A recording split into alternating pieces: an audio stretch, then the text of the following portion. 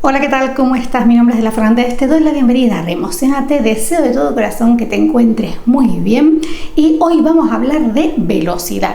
Vamos a hablar más concretamente del efecto que tiene la vida en la que vivimos, esa vida en la que hemos normalizado que vivir a toda velocidad, a toda prisa, es la norma o es la regla por excelencia. Veremos cuál es el contexto que da lugar a esta velocidad, cuáles son esos efectos que tiene nuestra salud y bienestar a todos los niveles y al final del vídeo te voy a compartir también 4 de las prioridades que hemos de incorporar en nuestro día a día para mantener a raya o reducir el impacto que tienen estos efectos en nuestra salud.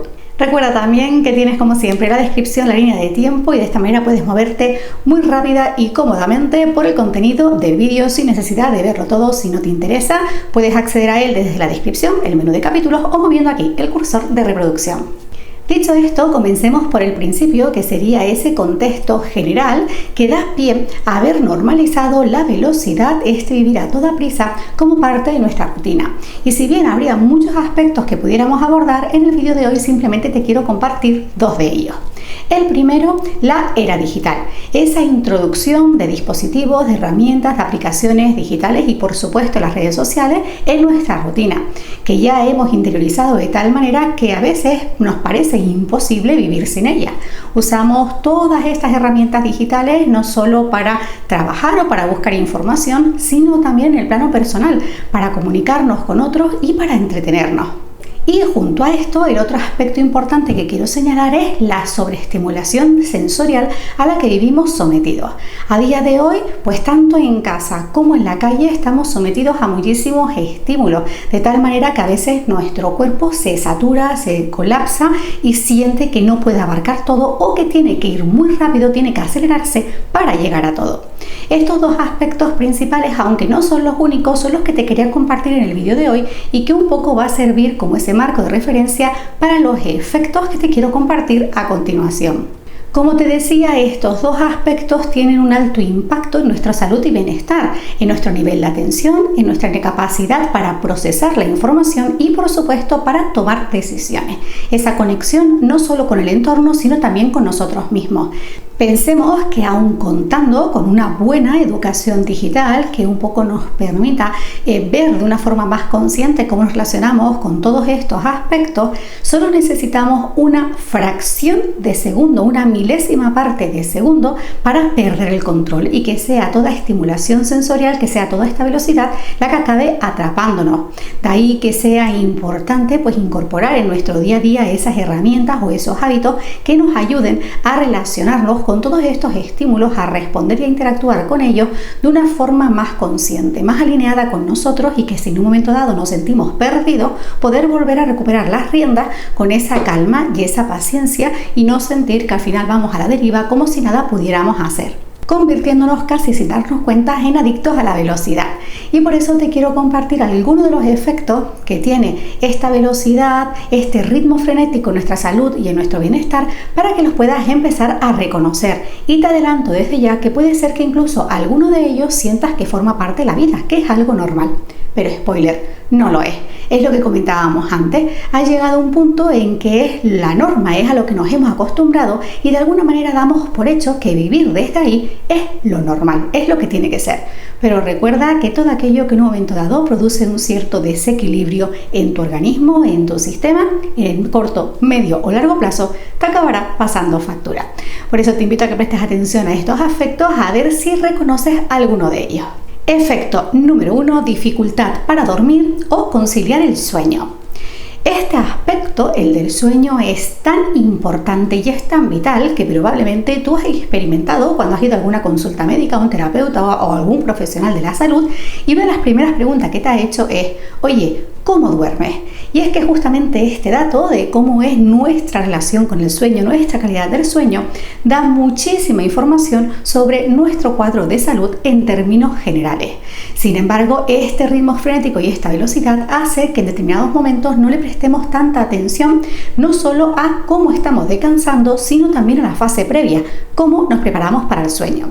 Aquí en el canal tienes algún vídeo como este de aquí donde te hablaba de algunos puntos claves que te van a ayudar a diseñar esa rutina perfecta, adaptada a lo que tú estás necesitando. Te lo dejo también en la cajita de descripción para que lo tengas localizado de forma rápida por si quieres ir a verlo después. ¿Y por qué prestar atención a ese momento de preparación al sueño también es importante? Nuestro cerebro está funcionando 24/7. Nuestras neuronas se comunican a través de impulsos eléctricos y estos impulsos tienen mayor o menor velocidad dependiendo de la actividad que estemos haciendo y del estado en el que nos encontremos. Y justamente cuando queremos conseguir un sueño reparador, un descanso pleno y que realmente nuestro cuerpo también realice esas funciones de reparación y oxigenación durante el sueño, la velocidad de esos impulsos disminuye.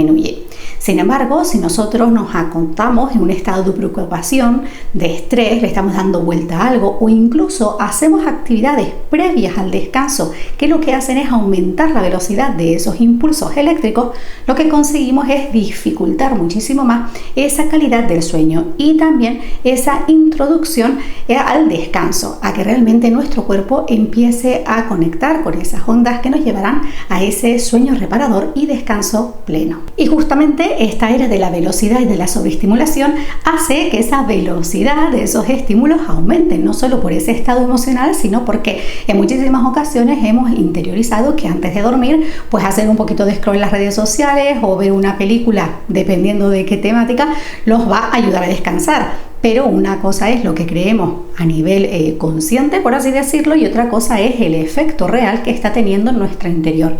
Y todos esos aspectos, la luz, el ruido, la sobreestimulación física y también la sobreestimulación mental, lo que consigue es acelerar nuestro ritmo. Así que en este punto te dejo como primera tarea hacer esa reflexión. Por un lado, si tuvieras que describir cómo es tu sueño, ¿cómo sería? Por otro lado, ¿cómo es tu ritual de preparación al sueño? ¿Realmente tienes uno? ¿El que tienes realmente sientes que te funciona? ¿O sientes que podría modificarlo? ¿O sientes que hay elementos que impiden que puedas hacer esa preparación como te gustaría? Todo esto te va a dar muchísima información para después hacer los cambios que consideres oportunos para ganar mayor calidad de sueño. Efecto número 2, ¿cómo procesamos la información? Y aquí también podríamos hablar de muchísimos aspectos, pero te quiero poner uno en particular que tiene que ver con cómo nos relacionamos justamente con la cantidad de información que tenemos delante. Y esto lo podemos ver con un ejemplo gráfico muy sencillo que es, por ejemplo, un supermercado. Imagínate que tú tienes la lista de la compra y ir a comprar leche. Tú vas al supermercado y simplemente hay un estante con 3, 4 tipos de leche diferentes. Puedes tardar un poquito más o un poquito menos, pero acabarás llevándote una leche sin mayor complicación. Sin embargo, imagina que vas a otro supermercado y ese supermercado no tiene un estante, tiene un pasillo entero donde pueden haber fácilmente 80 o 90 tipos de leche. Obviamente ahí puede ser que haya un periodo de tiempo que tu cerebro colapse y que se pierda porque es muchísima información y puede ser que entres en lucha y digas, pero si yo solo quiero comprar un bote de leche, ¿qué hago con todo lo que tengo aquí? Pues justamente esta sobreestimulación sensorial y la rapidez a la que vivimos, que hace que incorporamos a nuestra rutina, a nuestro organismo, mayor elementos a los que prestar atención, hace que tenga un impacto negativo en nuestra forma de organizarla y procesarla. De ahí que sea importantísimo que seamos cada vez más conscientes no solo de la información que tenemos delante, a la que estamos expuestos para prestarle atención, sino también cuáles son nuestras herramientas y estrategias personales para organizarla, clasificarla y procesarla, reduciendo esos niveles de saturación y estrés. Puede ser que no podamos controlar el volumen de información que llega a nosotros directamente, pero sí podemos controlar la forma en la que nos vamos a relacionar con esa información. De hecho, volviendo a cómo funciona nuestro cerebro, aquí también hay un punto importante que tenemos que prestar atención o que tenemos que conocer, y es que nuestro cerebro tarda unos segundos en procesar una imagen, una información. Entonces, imagínate que tú recibes una imagen y tu cerebro empieza a procesarla. Automáticamente pones delante otra imagen. Tú puede ser que en ese momento pienses que ya la primera imagen te quedó clara, pero quizás tu cerebro, aunque sean fracciones de segundos, no ha terminado de hacer ese ciclo de procesamiento completo por todas las partes del cerebro. Entonces lo que va a suceder es que esa segunda imagen, la percepción, la interpretación de esa segunda imagen va a venir condicionada todavía por la primera porque ésta no ha cerrado su ciclo de procesamiento. De ahí que cuanto más rápido sean esos saltos de atención, cuanto más rápido hagamos esos cambios de información, pues más contaminada va a ser esa información, sobre todo esa interpretación que hagamos de la misma. Así que en este punto te dejo como tarea, por un lado, el darte cuenta a día de hoy cuánta información tienes delante, a cuánta información te expones que tienes que procesar y sobre todo el nivel de estos saltos, qué cantidad de volumen aparece y qué espacio de tiempo hay entre uno y otro. Y sobre todo que prestes atención también a cuáles son esas estrategias y esas herramientas personales que tú usas y que te ayuden un poco a hacer esa pequeña pausa, un segundo o una fracción de segundo entre una imagen, una información u otra, o simplemente casi se están solapando. Y esto está muy relacionado con el tercer efecto, que es la disminución de nuestra atención. Y es que a medida que nuestro nivel de atención disminuye, estamos más desconectados de nosotros mismos, del entorno, y de esta manera pues es más fácil que nos perdamos en nuestras decisiones, en nuestros pensamientos o en lo que sucede a nuestro alrededor. De hecho, aquí podríamos hacer esa pregunta clásica del huevo y la gallina, llevado a la atención, por supuesto. ¿Qué sucede? Que como cada vez estamos expuestos a consumo de información más rápida, nuestros niveles de atención disminuyen, o justamente como nuestros niveles de atención cada vez son menores, necesitamos consumir información de forma muy rápida. Esto, por ejemplo, lo vemos mucho en la tendencia de las redes sociales, cada vez a vídeos más cortos, ideas más escuetas, y pasa el siguiente, o incluso a la hora de consumir información en prensa, pues muchas personas simplemente titulares y paso al siguiente sin prestar atención al cuerpo. Aquí en el canal tienes otro vídeo, justamente la lista de educación digital, este de aquí, donde hablábamos de el engaño de los titulares, o sobre todo de esos aspectos claves que en un momento dado pueden contaminarnos, esa intoxicación a la hora de relacionarnos con información en el mundo digital. En cualquier caso, la clave al final está en nosotros mismos, en darnos cuenta de cómo es nuestra atención y cómo esta cambia, cómo cambia en función de la tarea, cómo cambia en función del contexto, en función de nuestro estado de ánimo, de la persona que tengamos delante, del pensamiento que estamos rumiando en un segundo plano. Todos estos aspectos van a condicionar de una forma directa o indirecta nuestra capacidad de atención y en consecuencia de estar presentes.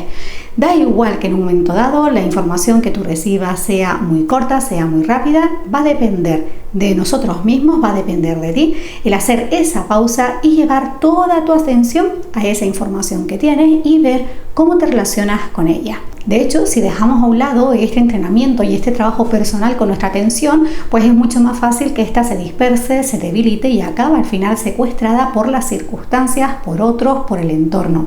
Y seremos mucho más ineficaces, no solo lo que estamos haciendo, sino también con nuestras propias prioridades, con los que queremos, con nuestras necesidades y nuestras decisiones. Por eso es importante al final prestar atención a nosotros, qué estamos haciendo y cómo es nuestra calidad de atención. En muchísimas ocasiones, además lo vemos también en los ejercicios de meditación o de escritura, no se trata tanto de cuánto tiempo vamos a estar, sino de cómo vamos a estar en ese tiempo.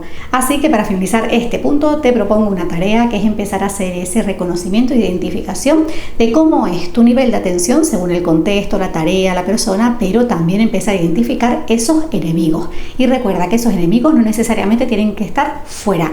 También nosotros mismos podemos ser agentes tóxicos de nuestra propia atención.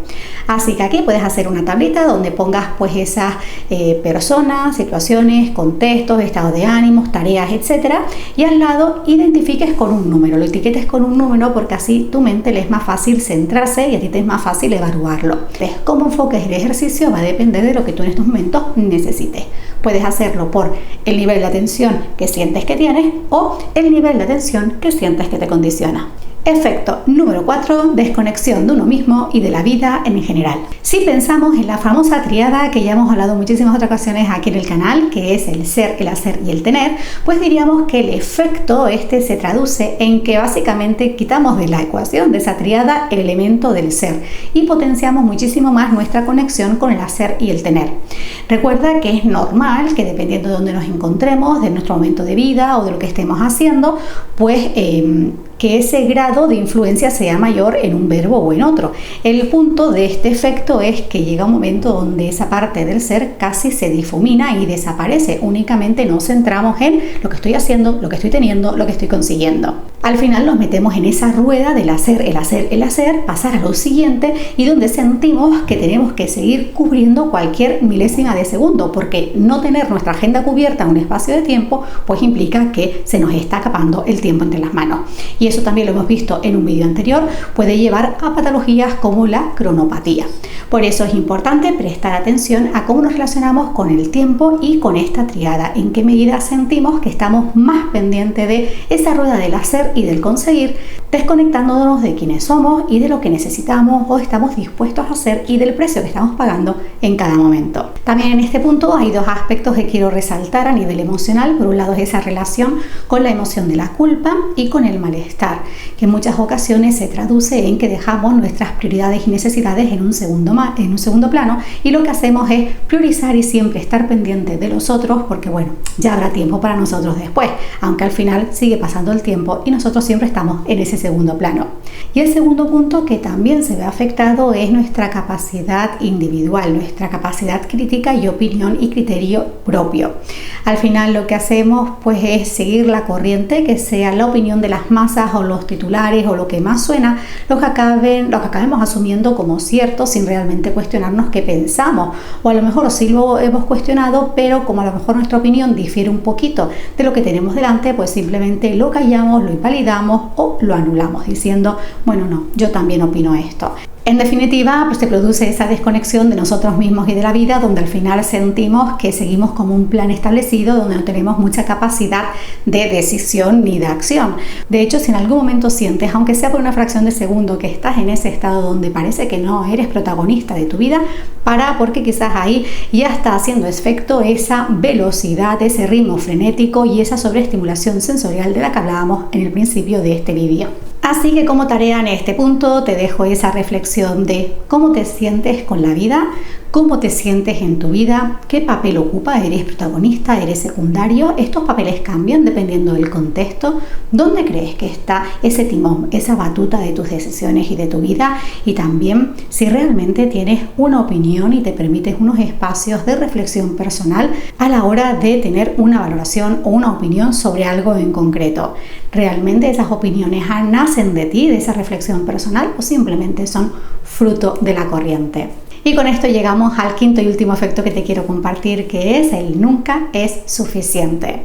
Y es que esta velocidad, este ritmo frenético, esta sobreestimulación sensorial nos puede llevar a vivir en esa permanente regla de nunca es suficiente. Por más que hago, faltará un poquito más. Por más que hago, no tendré lo que quiero. Por más que hago, podría hacerlo muchísimo mejor.